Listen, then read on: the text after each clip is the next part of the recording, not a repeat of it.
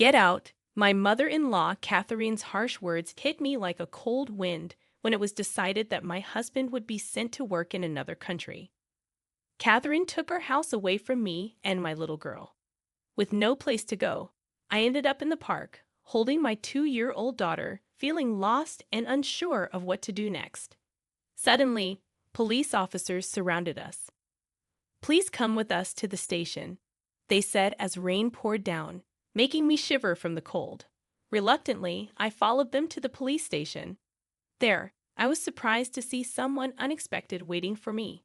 "My name is Emma, and I'm turning 35 this year. I met my husband Bob at work, and after dating for a year, we got married. When we had our daughter Lily 2 years ago, I stopped working. Now, I live with Bob, Lily, and my mother-in-law, Catherine. We used to rent a place, but after Catherine's husband passed away and she started having trouble with her knees, we decided to live together and bought a new apartment. We thought it would be best to live somewhere with good transportation access because of Catherine's knees. Buying an apartment was cheaper than a house at the time, and it has an elevator, which makes life easier. Catherine also preferred the apartment, so we made a down payment and took out a 35-year loan. Bob's job often requires him to travel or relocate, but since we bought the apartment, we were told he wouldn't be transferred for a while. However, he travels for work more than other employees, about once a week to other states. Having a 2-year-old daughter, I feel really stressed when my husband Bob goes on his business trips. At first, my mother-in-law Catherine was helpful, but now she doesn't help with taking care of our daughter at all. Instead, she makes more work for me. For example, she eats and leaves her dirty dishes lying around, and she doesn't rinse cooking utensils after using them. I'm often busy with our daughter, so by the time I notice, the food is stuck to the dishes, making them hard to clean. Even when I ask her to at least rinse them, she just says sorry and promises to do better next time, but she doesn't. I notice that she rinses the dishes when my husband is around, but not when I'm alone. This made me think that Catherine is intentionally making things difficult for me. Sometimes, when she asks if I need anything from the store and I say no, she later tells me she actually needed something, which happens a lot. I used to try to help Catherine a lot because of her bad knees, but now I'm feeling less inclined to do so because of her behavior. I thought about talking to my husband Bob about it, but he's already stressed from work, so I didn't want to add to his worries. Catherine's behavior started soon after we moved in together, and it's been going on for years now. When I talked to a friend about it, she said it sounds like Catherine is bullying me and suggested I talk to Bob about it. But I worry that if I do, Catherine, who doesn't have any other family, might end up in a care facility. So I thought it might be better to just deal with it. However, one day, something happened that made me reconsider. That day, I planned to drop off my daughter Lily at my parents' house. They love having Lily over for sleepovers. "Thanks for always bringing Lily. We love having her here. Why don't you stay over sometimes too?" my mom suggested. "I'd love to, but I'm worried about leaving Catherine alone. I'll head home." "Just don't spoil Lily with too many toys," I replied. After a nice chat, I left and headed back to our apartment where Catherine was waiting. When I got back, I realized I had forgotten my keys inside. At first, I was worried, but then I remembered Catherine was home.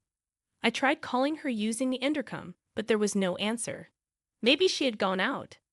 I decided to wait outside for a while. But even after waiting for 2 hours until it got dark, Catherine didn't come back. When another resident returned and unlocked the main entrance, I followed them in. Catherine rarely goes out at night, so I was sure she was still at home. I rang the intercom again, but still no response. I could hear a faint sound from inside, confirming Catherine was there. I tried a few more times, but she refused to answer. Feeling defeated, I decided to stay at a nearby motel for the night and planned to sort things out when my husband Bob returned from his trip. What happened? Out shopping. I told Bob that Catherine had locked me out. He was understandably upset for me, but Catherine just brushed it off, saying, "Oh, maybe I didn't hear you because of my hearing. I'm getting old, with a smirk on her face. I was relieved to be back inside. After getting my keys, I went to pick up Lily from my parents' house. When I talked to my parents about what happened, they said, "Sounds like Catherine is making things difficult for you. If it gets too much, you can always come back here." Their comforting words brought tears to my eyes, but I quickly wiped them away before heading home with Lily. For a while, things seemed okay with Catherine. But then, out of nowhere, Bob's international transfer became final. It was a permanent move, not just a short business trip. We finally bought a place, and now this international assignment. "What do you think?" Bob asked me. "I think it's best for you and Lily to stay in the US," I replied. But when he asked if I could handle living with my mom, I hesitated. Thinking about the potential stress it could cause Lily, I decided it would be better for us to stay in the US. After we made that decision, Bob had to leave for Europe. Although he was worried about us, he was really busy with work, so it was just me, Lily, and Catherine at home. But things quickly went downhill once Bob left for Europe. Catherine's attitude completely changed. On a stormy day when it wasn't safe to go outside, Catherine dropped a bombshell on me. "Now that Bob's gone, wouldn't it be better if you and Lily move out?" she said. "Excuse me? What do you mean?" I asked, shocked. "Just what I said. I'll take over from here. I just feel I can't relax with strangers in the house. I'd appreciate it if you could leave right now." I couldn't believe what I was hearing. Catherine's request felt like a slap in the face. Despite not being blood relatives, I had always treated her like family and tried my best to make our living situation comfortable. But to Catherine, it seemed like we were just unwanted guests. As I contemplated gathering our belongings and returning to my parents' place, Catherine uttered, "Instead of wasting time, why did you just leave?" Before I could react, Lily and I found ourselves standing outside, still in our everyday clothes, evicted from our own home. No matter how hard I knocked on the door, Catherine refused to let us back in. Lost and bewildered, I carried Lily through the pouring rain to a nearby park. Thankfully, there was a shelter there that provided some relief from the rain. Ideally, I would have checked into a motel or gone back to my parents' house. But I had left my wallet and phone inside. Feeling helpless, I sat in the park, trying to figure out what to do next. Time seemed to blur as the rain continued to pour down. Exhausted and cold, I started to drift off to sleep despite the darkness and biting cold. I worried about Lily catching a cold. As terrible as it seemed, the only option I could think of was to walk to my parents' house, even though it would take 3 hours. As I sat there pondering our predicament, I noticed 2 faint lights in the distance coming closer. Due to the rain, it was hard to see clearly, but I could make out that they were from 2 police officers. I thought maybe they could offer some assistance, but before I could approach them, one of the officers called out to me. "Are you Emma? And is this little one Lily?" the officer asked. Surprised by their recognition, I weakly replied, "Yes, that's us." "Please come to the station with us," the officer said. "Why, the police station?" I asked, feeling puzzled. Wondering if something was wrong, Lily and I followed the officer's instructions and got into the patrol car. We were shivering from being out in the rain for so long, but the officers had brought large towels to help keep us warm. "You might need these. We've got some spare clothes back at the station for you," they said kindly. Curious about why they knew about us and why we were headed to the police station, I asked, "How did you know where to find us?" They replied, "We'll explain everything once we're back at the station. For now, just try to relax." Exhausted, I soon drifted off to sleep and woke up to find that we had arrived at the police station. Following the officers inside, I was surprised to see Catherine and my uncle waiting there. "Uncle, what are you doing here?" I asked, puzzled by his presence. "He was contacted by Bob," my uncle explained. "Bob suspected you might be having problems with his mom, and since he's overseas, he asked me to keep an eye on things for him." According to my uncle, Bob had talked to him about this issue previously. He said Bob had asked him to keep an eye on things because he couldn't be there himself. My uncle had seen us out in the rain earlier today. He had considered taking us in himself, But he thought Catherine's actions were extreme, so he decided to report it to the police. That's how the officers knew where to find us and came to help. Catherine had also been summoned to the police station. She sat on a sofa, glaring at me, appearing unaware of why she was there. Why do I have to be here? My knee is bad, you know.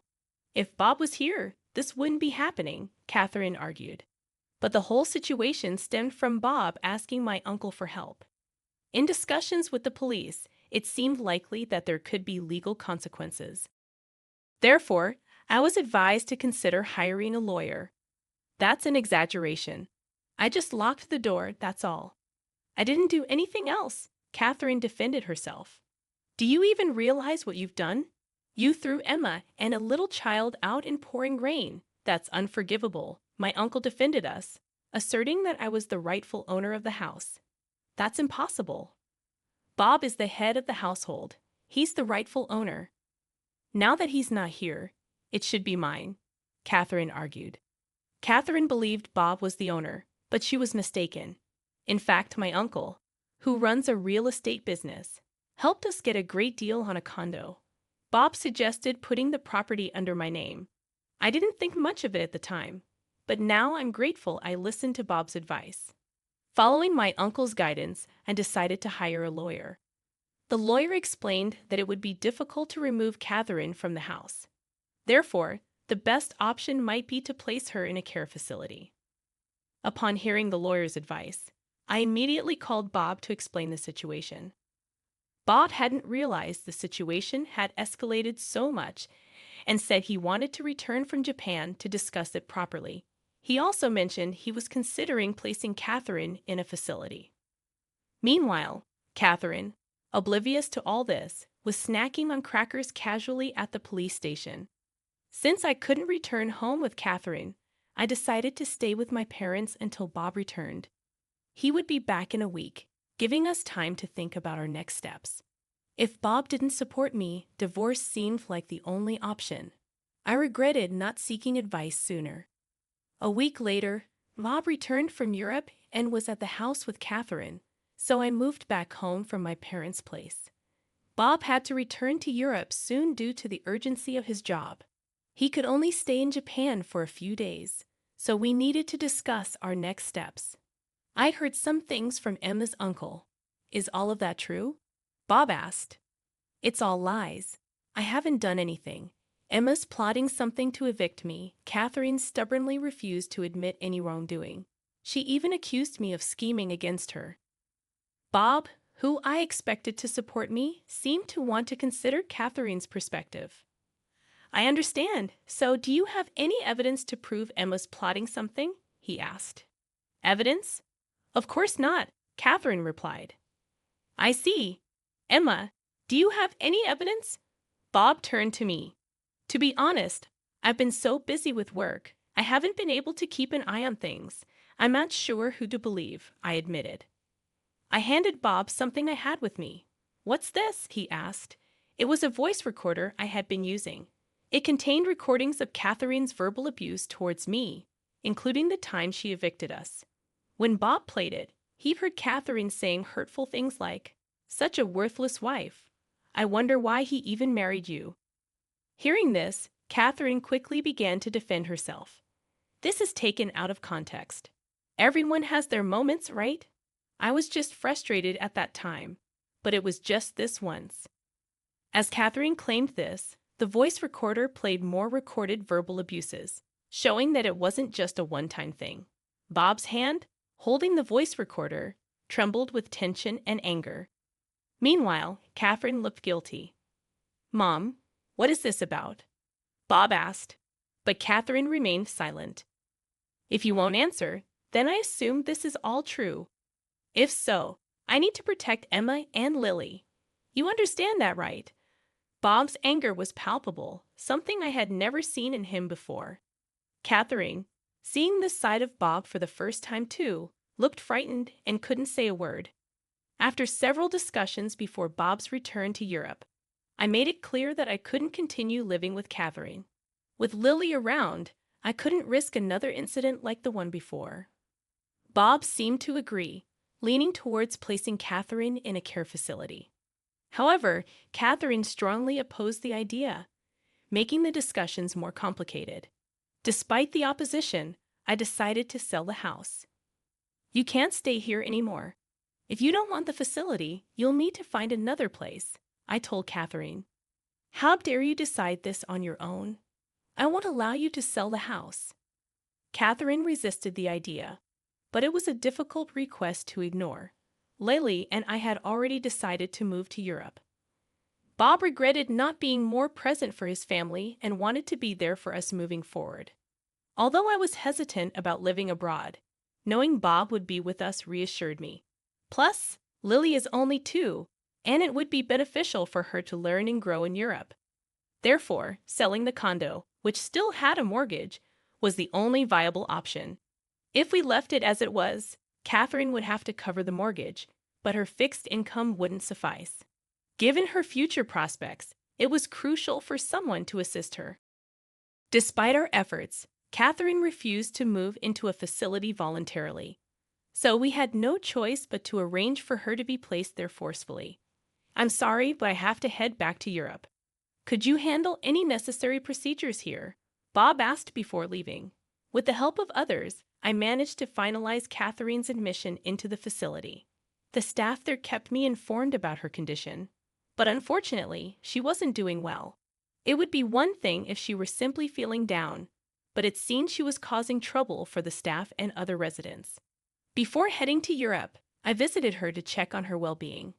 However, she lashed out at me, accusing me of locking her up in the facility.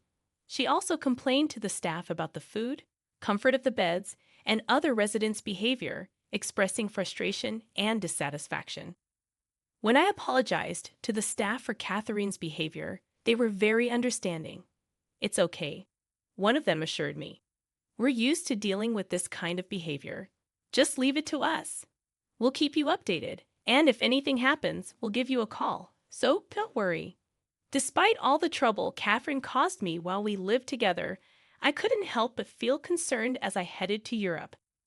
When I arrived in Paris, Bob met me at the airport, and we went to the apartment we had rented.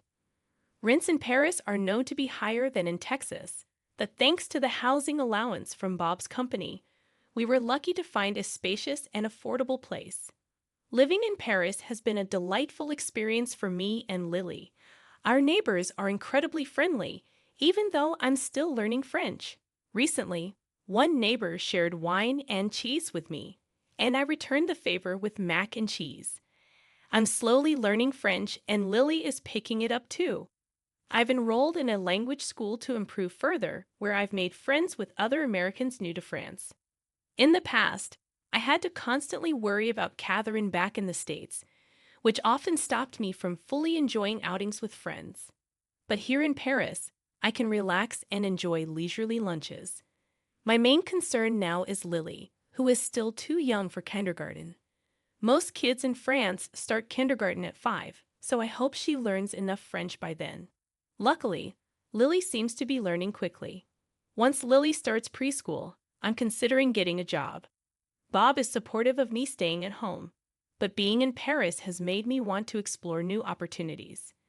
I've made friends with a waitress at a nearby cafe who hinted there might be a job for me there. The cafe is popular among Americans and locals learning English, so it could be a great fit. While there may be challenges ahead, living in France has strengthened our family bonds. I feel more confident expressing myself, and I believe we'll face any challenges together as a family. Overall, I've never been happier in my life.